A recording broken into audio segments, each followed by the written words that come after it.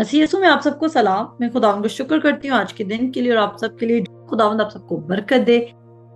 हम अपना topic start करते हैं। हमारा टॉपिक है lean not on your own understanding, अपने फहम पर तकिया ना कर। ये बात हम पढ़ चुके हैं मिसाल की किताब उसके 3 बाब की 5 आयत में। और जब हम ये पढ़ते हैं तो हमें ऐसा लगता है कि खुदावंद कुछ एरियाज में बात कर रहा है कि तुमने यहाँ पर अपने फहम पर तकिया नहीं करना। लेकिन मैं आपको बताना चाहती हूँ कि वो कहता है वो तेरी रहनुमाई करेगा, अपनी सब राहें उस पर छोड़ दे। ये बहुत जरूरी बात है। मिसाल उसके 3 बाब में लिखा है और मैं मानती हूँ कि आप सब एक्साइटेड होंगे इसको बार बार दोहरा के।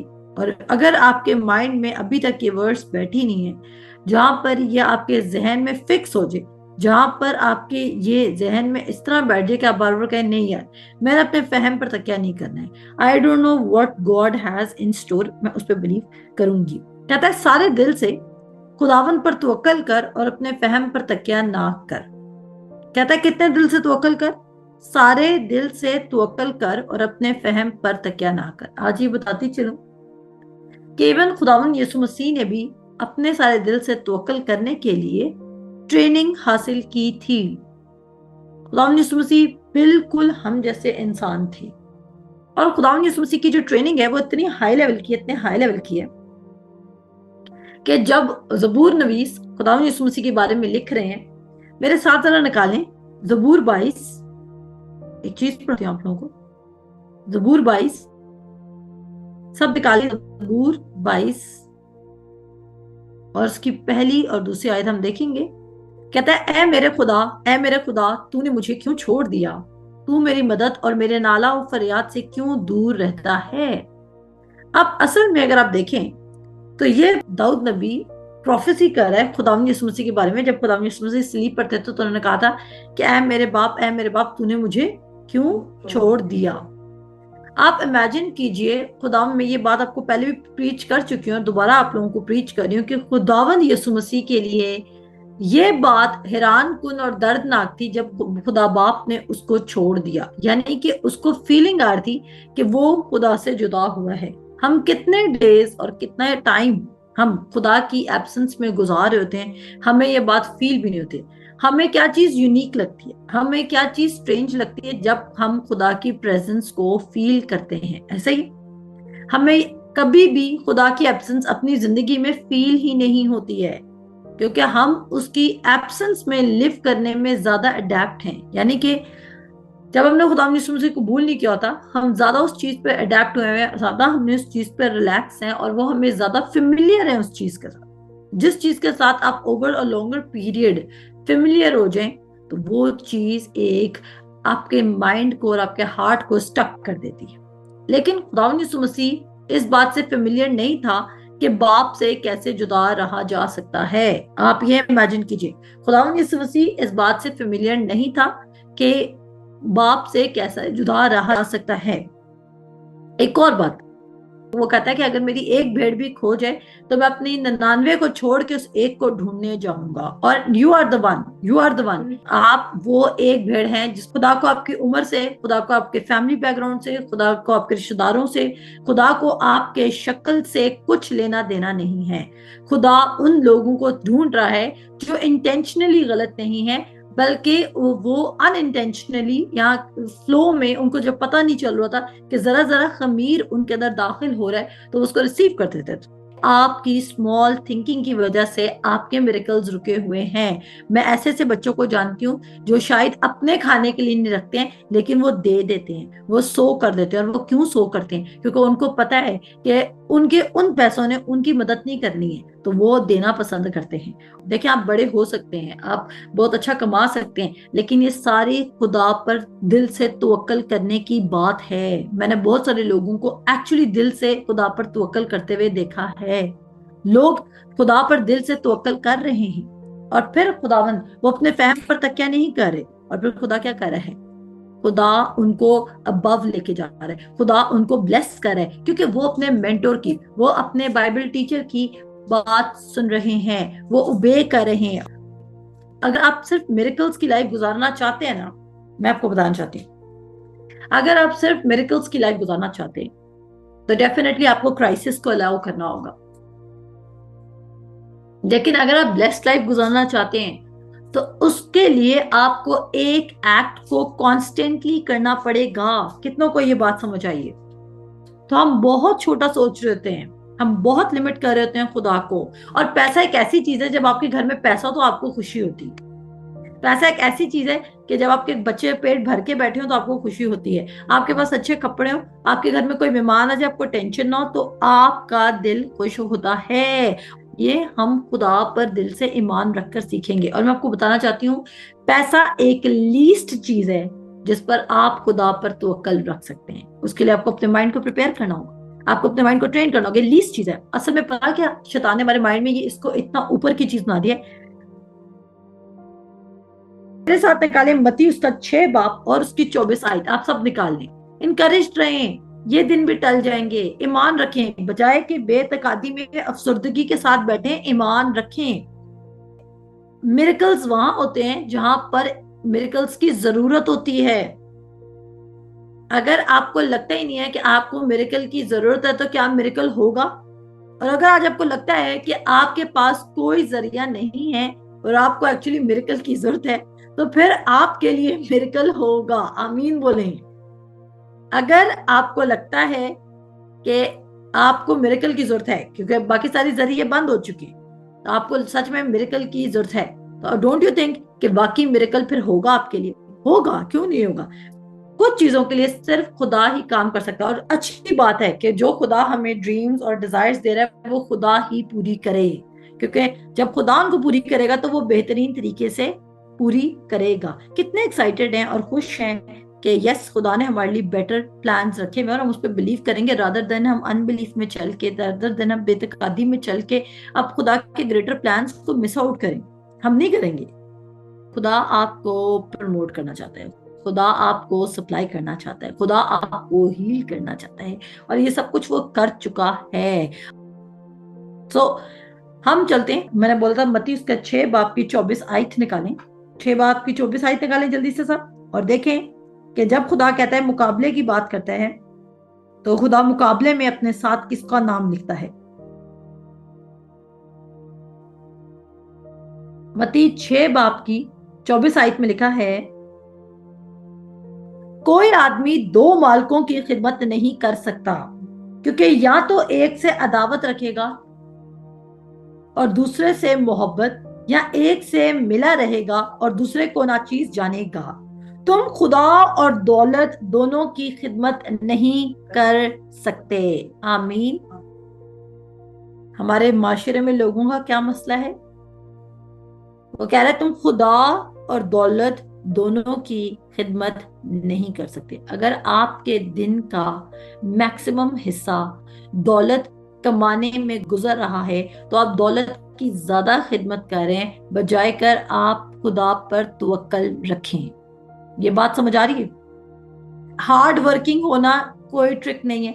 डिसिप्लिन होने में और हार्ड वर्किंग होने में दो मुख्तलिफ बातें।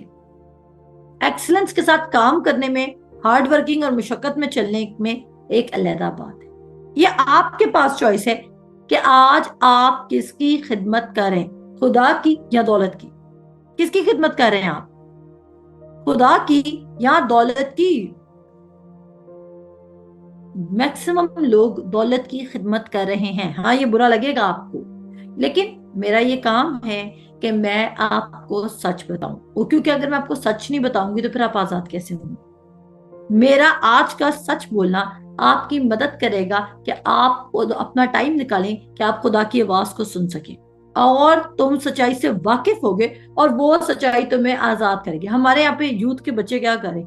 यूथ के बच्चे इश्क और मोहब्बत में पड़े हैं। मैं क्रिश्चियन लड़कों को देख रही थी, लड़कियों को देख रही थी, क्रिश्चियन बच्चों के पास ये इश्कबाजी से और मोहब्बत से फुर्सत ही नहीं निकल रही। आई एम सॉरी, मुझे इतनी बैड वर्ड्स यूज करने पड़े, बट मैं इसलिए कर रही हूँ क्योंकि मैंने बच्चों को, यूथ को, ये कॉलेज गोइंग बच्चों को डिस्ट्रॉय होते हुए देखा है। इनके पास कोई काम धंधा नहीं है, ये मोहब्बतों में पड़े हुए, बजाय कि ये वर्ड पे फोकस करें, अपनी जिंदगी को फिक्स करें, एक क्रिश्चियन कौम का नाम मशहूर करें, खुदा की बादशाहत के लिए काम करें। ये उसके लिए काम करें कि अपने महबूब को मनाना कैसे है। और उसकी वजह से क्रिश्चियन कौम पीछे रह गई है, क्योंकि हमारे बच्चे जो हैं वो कौन से वर्ल्ड से आ रहे हैं, वो देख के भी नहीं सीख रहे हैं, वो कलाम पढ़ के भी नहीं सीख रहे हैं, वो कलाम सुन के भी नहीं सीख रहे हैं। कि खुदा ने उनके लिए ये एवरेज किस्म की लाइफ नहीं रखी हुई जिसमें वो इन चीजों में इन्वॉल्व हो रहे हैं। और मैं आप सबको बता रही हूँ KCPH में अगर आपका ये एटीट्यूड है तो आप ज्यादा देर नहीं चल सकेंगे, क्योंकि KCPH में सिर्फ वही लोग रहेंगे जो वर्ड माइंडेड है, जो वर्ड फोकस्ड है। क्योंकि आप थोड़ी देर बाद या तो आप हमारे जैसे हो जाएंगे या तो हमें छोड़ के चले जाएंगे। सो पॉइंट पॉइंट क्या है, वो कहता है कोई आदमी दो मालिकों की खिदमत नहीं कर सकता। आप एक टाइम में दो लोगों को सर्व नहीं कर सकते। और यहाँ पर जो मैंने वो बच्चों की बात की, मुझे एक बच्चा याद आ गया था KCPH का, इसलिए मैंने ये बात की। और अब हम चलते हैं वापस अपने टॉपिक पे। कोई आदमी दो मालिकों की खिदमत नहीं कर सकता, क्योंकि या तो एक से अदावत रखेगा और दूसरे से मोहब्बत, या एक से मिला रहेगा और दूसरे को ना चीज जानेगा। तुम खुदा और दौलत दोनों की खिदमत नहीं कर सकते। जब वो माल की बात करे तो साथ वो अपने आप को क्यों लगा रहा है? आप इमेजिन कीजिए कि आप अपनी दौलत को खुदा के लेवल पर, या अपने पैसे को, या अपनी सैलरी को, या अपनी जॉब को, या अपनी अदर कमिटमेंट्स को खुदा के बराबर लाकर खड़ा कर सकते हैं। समझ आ रही है?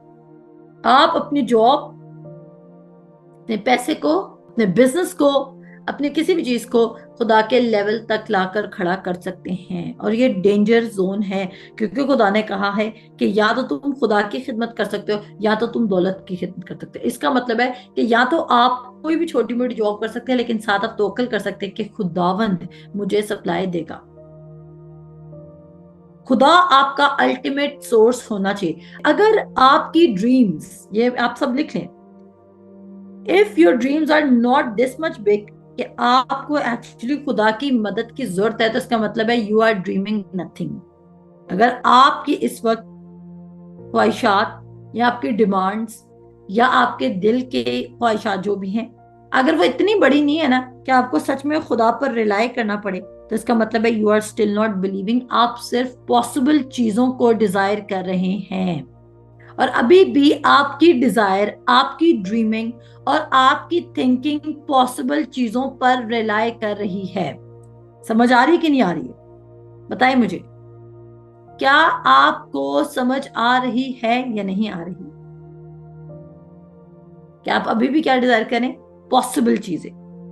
अगर ये आप थोड़ी सी हार्ड वर्क करके अपना गोल अचीव कर सकते ना, अगर आप थोड़ा सा हार्ड वर्क करके अपने घर में सिस्टम चेंज कर सकते हैं ना, तो इट मीन्स आप अभी डिपेंड करें। But if you are believing for abundance, for overflow, चीजों की फ्लो हो, चीजों का मूवमेंट हो, तो फिर वो खुदा की रिक्वायरमेंट की जरूरत है, खुदा की जरूरत है।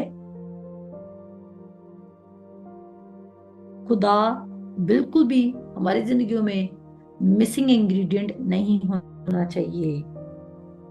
और खुदा पे लीन करना वन डे का प्रोसेस नहीं है। हम ज़बूर 22 की पहली आयत में पढ़ चुके हैं कि वो कह रहा है, ए खुदा तूने मुझे क्यों छोड़ दिया।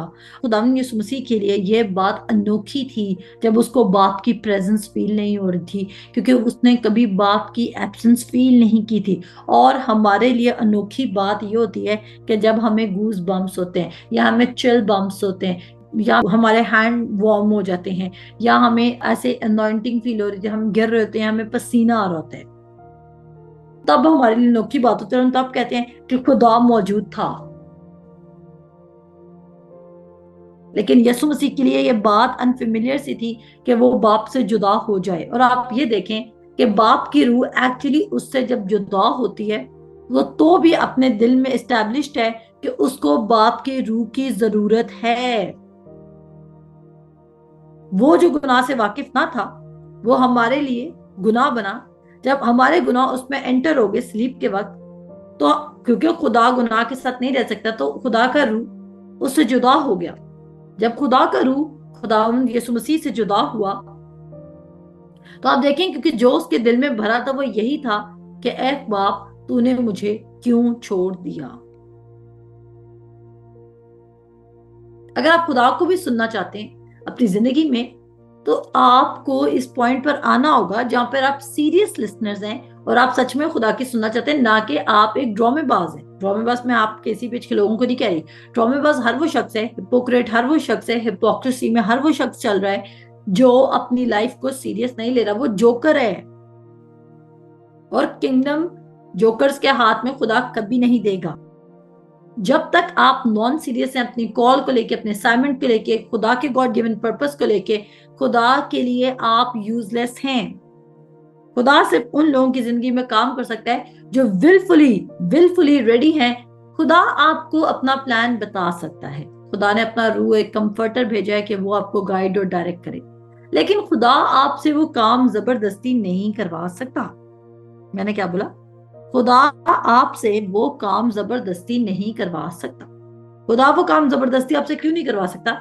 क्योंकि ग्रेटेस्ट लव ये नहीं कि आप किसी से मोहब्बत करते हैं, ग्रेटेस्ट लव ये है कि आप उसको चॉइस दे दें कि उसने लव बैक करना है या नहीं करना है। ग्रेटेस्ट लव क्या है? ये नहीं कि अगर आप मोहब्बत करते हो तो अगले बंदे ने भी आपसे मोहब्बत करनी है। ग्रेटेस्ट लव की डेफिनेशन ये है कि आपने मोहब्बत की और अगला बंदा मोहब्बत कर रहा है या नहीं कर रहा, इससे आपको कोई कंसर्न है और आप उसको जरर नहीं पहुंचा रहे। और सेम मोहब्बत खुदावंद यीशु मसीह हमसे कर रहे हैं। वो उन्होंने हमें पपेट्स नहीं बनाए। और मैं एक जगह पढ़ी थी, एक चीज ने मुझे बड़ा स्ट्रांगली हिट किया कि हम कहते हैं ना कि खुदा ने सारी चीजें क्रिएट कर दी हैं और अब ऐसी कोई भी चीज नहीं है जो खुदा को दोबारा क्रिएट करनी पड़ेगी। हाँ, ये बात बिल्कुल सच है कि अब ऐसी कोई भी चीज नहीं है जो इस वक्त मौजूद ना हो, क्योंकि उसने कहा ना कि तुम्हारे ख्यालात और मेरे ख्यालात में आसमान और जमीन का फर्क है। गौर से सुनिएगा, आप में से कितने हैं जो मुझे पूरी तवज्जो से सुन रहे हैं कि मैं बड़ा अमेजिंग पॉइंट बोलने लगी। गौर से सुनिएगा, ये मेरी बहुत दफा स्टेटमेंट होती है कि मैं कहती हूँ कि खुदा ने सब कुछ क्रिएट कर दिया और अब खुदा को और कुछ क्रिएट करने की जरूरत नहीं है। हाँ, ये बात सच है, मैं इस बात पे फुली बिलीव करती हूँ कि खुदा को अब कुछ भी क्रिएट करने की जरूरत नहीं है। इमेजिन कीजिए, बल्कि इस बात पे गौर कीजिए, यशायाह 55 बाब कहता है कि आपके ख्यालात और उसके ख्यालात इस कदर बुलंद है जितना आसमान और जमीन में डिफरेंस है। अब उसको पता है कि जितनी आपकी थिंकिंग है ना, जितना आप सोच सकते हैं, वो उतने काम वो झटपट कर सकते हैं, ये उसको पता है। लेकिन अगर आप डे नंबर 7 पर गौर करें, 7वें दिन उसने आराम किया, तो वहां पे कहीं नहीं लिखा उसने अपने सब काम जो उसने करने थे वो कर दिए। उस टाइम के जो काम थे उसने वो कर दिए, उसके बाद उसने आराम किया। इसका मतलब बिल्कुल ये नहीं था कि खुदा की क्रिएट करने की पावर खत्म हो गई है। सुन लीजिए गौर से, उसने 7वें दिन आराम किया क्योंकि उसको पता था कि इंसान जितना सोच सकता है उससे ज्यादा, उससे कई गुना ज्यादा उसने क्रिएट कर दिया है। इसका मतलब ये नहीं कि खुदा की क्रिएटिव पावर रुक गई। तभी तो वो कहता है call those things that be not, उन चीजों को ऐसे बुला लो कि गोया वो मौजूद हैं। अब अगर कोई चीज नहीं भी मौजूद और आपको उसकी जरूरत है, तो खुदा अपनी क्रिएटिव पावर के थ्रू आपके लिए वो काम करेगा। क्योंकि पहले खुदा के पास जमीन का इख्तियार था, इसलिए उसने खुद सब कुछ क्रिएट कर दिया और फिर उसने आराम किया। लेकिन अगर अब आपको कुछ खुदा से क्रिएट करवाना है और आप चाहते हैं कि खुदा आपके लिए काम करे, तो आप क्या करेंगे? आप बिलीव करेंगे उसकी क्रिएटिव पावर पर और वो आपके लिए सच में उस चीज को क्रिएट कर सकता है।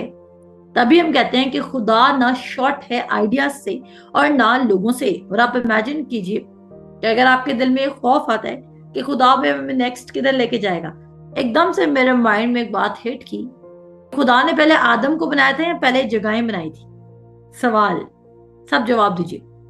खुदा ने पहले आदम को क्रिएट किया था या प्लेस क्रिएट की थी? बताएं।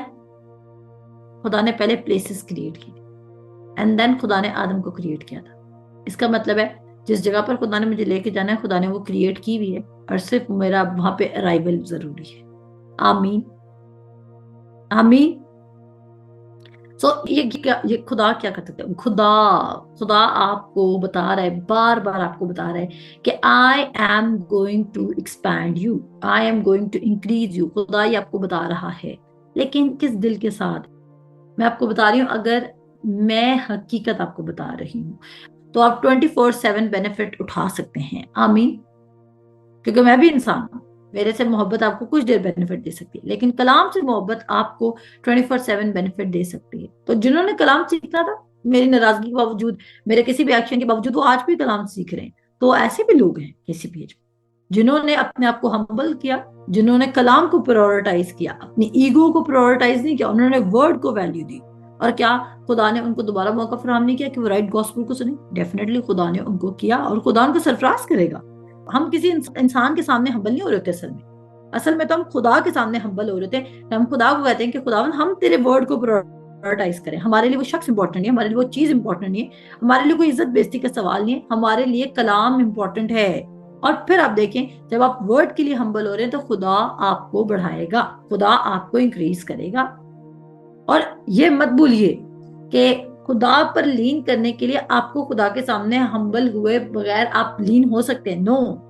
मैं उस औरत के बारे में सोचती हूँ कि अगर हमारे माशरे में कोई हमें ये कह देता कि लड़कों की रोटी अब कुत्तों को नहीं देनी, तो हम तो यीशु से नाराज होकर चले जाते थे।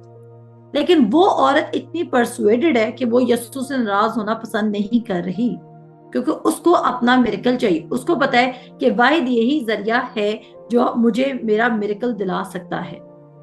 अब आप कहेंगे वो तो यीशु था, तो सोचिए अगर यीशु को, तो फिर यीशु को तो ऐसा करना ही नहीं चाहिए था जो आपकी खातिर जान दे रहे, फिर उसने ऐसा क्यों कहा? कितनों को ये बात समझ आएगी?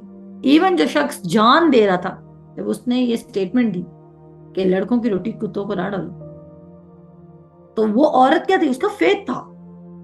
तो हम बहुत छोटी छोटी चीजों में खुदा को मिस करें, क्योंकि हम टाइम से पहले अपने आप को सेंसिटिव नहीं करे, हम लीन नहीं करे कि खुदा हमसे बोले। और क्या खुदा आपसे बोलेगा? खुदा आपसे कभी नहीं बोलेगा अगर आप हम्बल नहीं है, क्योंकि खुदा आपसे शायद बात भी करो, क्या पता खुदा ने आपको ओवर एंड ओवर वो प्लान बताया भी हो, लेकिन जब आपको खुदा ने कोई इंस्ट्रक्शंस दी और आपने वो इंस्ट्रक्शंस फॉलो नहीं की, तो खुदा आप पर आपको इंस्ट्रक्शन नंबर 2 क्यों देगा? कितनों को ये बात समझ आइए? अगर खुदा ने आपको इंस्ट्रक्शन 1 दी और आपने वो ही नहीं सुनी, तो खुदा आपको इंस्ट्रक्शन नंबर 2 कैसे देगा? खुदा कभी आपको नहीं दे सकता। और अगर आपकी जिंदगी में वर्ड काम नहीं करेगा तो क्या मतलब वर्ड झूठा है? नो, वर्ड झूठा नहीं है। आपकी अंडरस्टैंडिंग में और आपकी रिसीविंग में मसला हो सकता है, आपके अंदर इश्यू हो सकता है, वर्ड के अंदर कोई इश्यू नहीं है। तो मैं क्या बता रही थी? खुदा ने आदम को बनाने से पहले प्लेसेस बनाई हैं। इसी तरह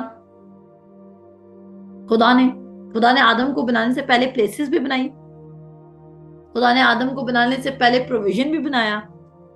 खुदा ने आदम को बनाने से पहले हर एक चीज बनाई। क्या बनाने से पहले? आदम को बनाने से पहले, ताकि जो चीज नहीं बनी थी, सुन लीजिए, देखें, 7वें दिन खुदा ने आराम किया। ऐसा हुआ कि नहीं हुआ? आपको एक और रेवलेशन देती हूँ, अभी मेरे माइंड में पॉप की है, आप भी एक्साइटेड हो जाएंगे। कितने एक्साइटेड है नेक्स्ट रेवलेशन को सुनने के लिए? अब सुनिएगा। बल्कि आज मेरे साथ पैदाइश की किताब उसका पहला बाब, जल्दी से आ जाए। पैदाइश की किताब उसका पहला बाब जल्दी से निकालें। यहां पर लिखा है, कहता है 31 आयत में लिखा है, कहता है और खुदा ने सब पर जो उसने बनाया था नजर की और देखा कि बहुत अच्छा है, और शाम हुई और सुबह हुई, सो छठा दिन हुआ। यहां तक बात खत्म होगी। कहता है सो आसमान और जमीन और उनके कुल लश्कर बनाना खत्म हुआ, और खुदा ने अपने काम को जिसे वो करता था 7वें दिन खत्म किया, और अपने सारे काम से जिसे वो कर रहा था 7वें दिन फारिग हुआ। उसने जो काम उसने स्टार्ट किया था उससे वो फारिग हुआ। और खुदा ने 7वें दिन को बरकत दी और उसे मुकद्दस ठहराया, क्योंकि उसमें खुदा सारी कायनात से जिसे उसने पैदा किया बनाया और फारिग हुआ। यानी कि खुदा ने जो कुछ भी चाहिए था हमारे लिए बना दिया, हमारे लिए क्रिएट कर दिया, सब कुछ कर दिया। अब पॉइंट नंबर 2 सुनिएगा। पॉइंट नंबर 2 क्या है?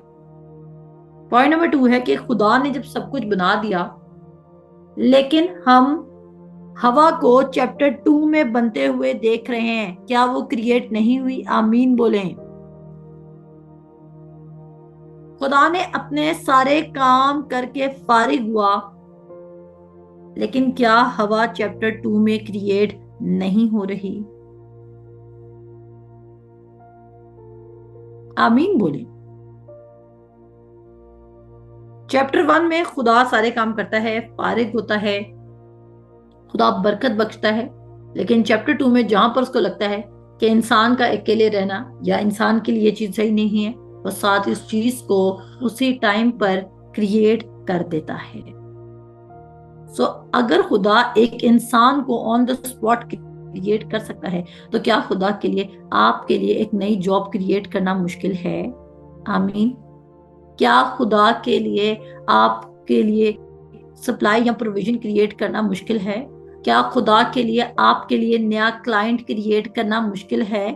क्या खुदा के लिए, आपके लिए स्कूल फी अरेंज करना मुश्किल है? कपड़े या कोई भी चीज। आप ये बात जानते हैं जेनेसिस चैप्टर 3 में कि खुदा उनके लिए कपड़े भी क्रिएट कर देता है, लेदर के। वो भी, ये खुदा था जिसने पहला आइडिया दिया था कि लेदर के क्लोथ्स होने चाहिए।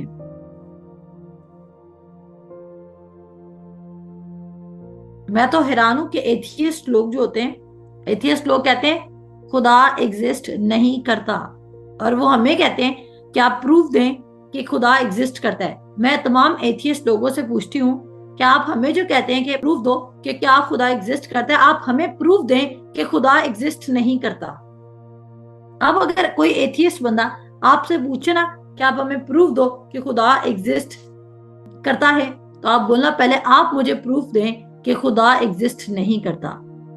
जिस दिन आपने मुझे यूनिवर्स की क्रिएशन का फॉर्मुलेशन समझा दी, तो उस दिन फिर मैं भी आपको बता दूंगी कि खुदा एग्जिस्ट करता है। क्योंकि अगर वो इस खोज में निकल गया ना एथियस्ट शख्स, बस उसी दिन खुदा को जान देगा कि खुदा एग्जिस्ट करता है, क्योंकि उसकी अकल की कोई कोना, कोई पर्दा उस जगह तक नहीं पहुंच सकता जहां पर खुदा पहुंचा हुआ है, जहां तक खुदा काम कर सकता है। तो पॉइंट क्या है कि खुदा की क्रिएटिव पावर ने काम करना, खुदा की क्रिएटिव पावर सीज नहीं हुई थी। खुदा ने इनफ क्रिएट कर दिया था कि उसके बाद कोई इंसान की नीड रही नहीं है। आमीन।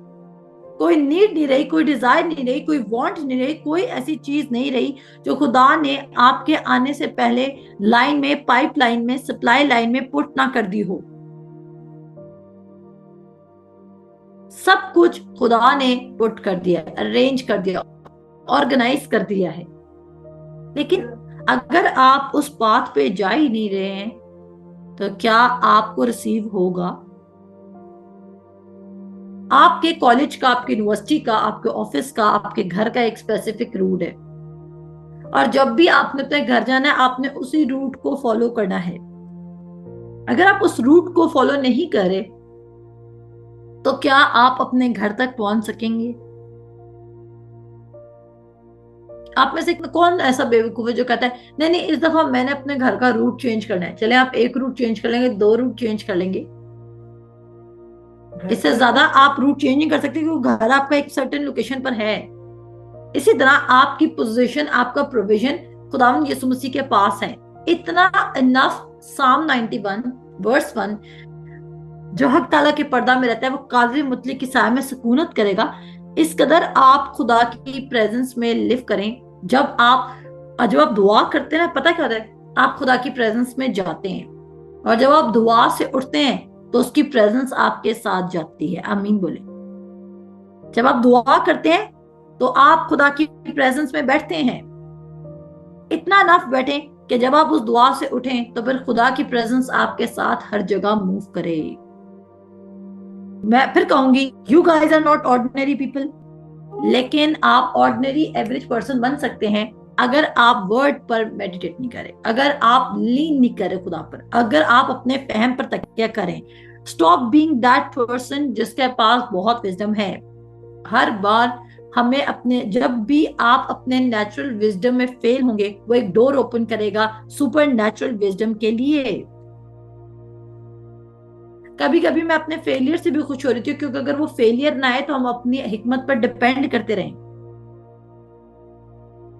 लेकिन फेलियर्स हमें टीच करते हैं कि हमें अपनी हिकमत पर नहीं, हमें खुदा की हिकमत पर डिपेंड करना है। Just like Moses, just like David, हमें अपनी हिकमत पर डिपेंड नहीं करना।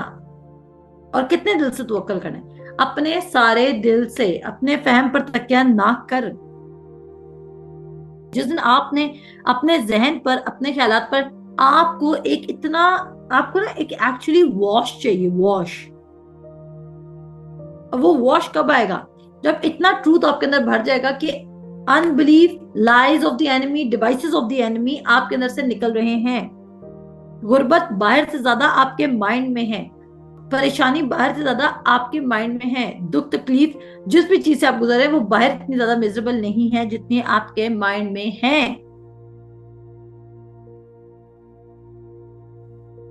जितनी आपके किस में है? माइंड में है। और आप में से कितने जो उस मिजरेबल स्टेट में रहना चाहते हैं? अगर आप नहीं रहना चाहते तो ए मेरे बेटे, मेरी बातों पे तवज्जो कर। कमांड मिला हुआ है आपको, ये मेरी बातों पर तवज्जो कर, मेरे कलाम पर कान लगा, इसको अपनी आंख से ओझल ना होने दे। Lean not on your own understanding. खुदा आपको इस चीज को रिबेल करने को कह रहा है। Lean not on your own understanding. अपने फहम पर तकिया ना कर, अपने फहम पर तकिया ना कर। अगर आप कर रहे हैं तो यू आर डूइंग रॉन्ग। आपने अगर कोई काम भी शुरू किया है तो अब आप उसके मिडिल में, तो आप खुदा से पूछ सकते हैं कि खुदा अब मैं इस चीज को कैसे फिक्स करूं। Lean and lean and lean and lean, क्योंकि जितना आप उस पर लीन करेंगे उतना वो आपको नेक्स्ट रास्ते पर बताएगा। ट्रू डिपेंडेबिलिटी क्या है? आपको पता है लीन होने का मतलब है डिपेंडेबिलिटी शो करना, और ट्रू डिपेंडेबिलिटी क्या है? ट्रू डिपेंडेबिलिटी ये है कि अगर आपको एक दफा इंस्ट्रक्शंस दी जाए तो फिर उसको दोबारा देने की जरूरत ना पड़े। आमीन कहें। अगर आप ट्रूली खुदा पर डिपेंड करते ना तो आप उस एक इंस्ट्रक्शंस को पकड़ के खुदा को वो इंस्ट्रक्शन आपके लिए दोबारा रिपीट नहीं करनी पड़ेगी। अगर खुदा को इंस्ट्रक्शंस को रिपीट करना पड़ा है ना तो इसका मतलब है ट्रू डिपेंडेबिलिटी नहीं थी।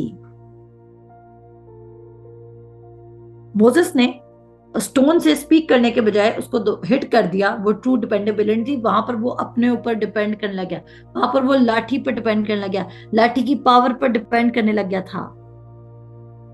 ट्रू डिपेंडेबिलिटी का मतलब है कि इंस्ट्रक्शन रिपीट ना हो। अगर आप ट्रूली कहते हैं कि आप खुदा पर डिपेंड करें तो आपकी इंस्ट्रक्शंस रिपीट नहीं होनी चाहिए, और अगर हो रही हैं तो इसका मतलब है you are not believing God.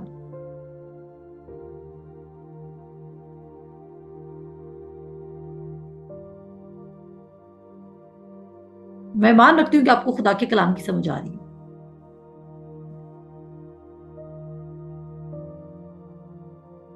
Mind को खाली करें, खत्म करें उन चीजों को। अगर आपको लगता है कि ये चीज आपके फ्यूचर में जरूरी नहीं है, उस काम को करना बंद कर दें। अगर आपको लगता है कि ये फ्यूचर का फ्रेंड नहीं है तो उसको फ्रेंड बनाना छोड़ दें। अगर आपको लगता है कि ये मीटअप जरूरी नहीं, इसका मेरे फ्यूचर से कोई लिंक नहीं, तो उसको छोड़ दें। क्या मैं आपको खुदगर्जी सिखा रही हूँ? नहीं, मैं आपको सिंगल माइंडेड और फोकस्ड रहना सिखा रही हूँ। क्या रहना सिखा रही हूँ? ट्रूली फोकस्ड और उस पर डिपेंडेंट होना सिखा रही हूँ। आमीन कहें। वो काम मत करें जो फ्यूचर में जरूरी नहीं है। ग्रेटफुल रहें, खुदा का शुक्र करें, थिंक बिग करें, अपनी सोचों को चेंज करें, अपने ख्यालात पे काम करें, अपने दिल पर काम करें। उन लोगों के साथ बैठे जो आपके फेथ को बूस्ट अप करते हैं। वो आपकी जिंदगी में सबसे कीमती शख्स होता है जो आपको फेथ के ऊपर डिपेंड करना सिखा रहा होता है। जैसे कि मैं, आपकी जिंदगी का कीमती तरीन शख्स वो है जो आपको फेथ सिखाए। उस फ्रेंड को पास रखें। और सबसे डेंजरस बंदा वो है जो आपको श्रिंक करे कि this is not possible for you. जो श्रिंक करे क्या कहे, this is not possible for you. तो मैं मान रखती हूँ कि आपको खुदा के कलाम की समझ आई होगी। खुदा आप सबको बरकत दे। अपना ख्याल रखिए। खुदा हाफिज।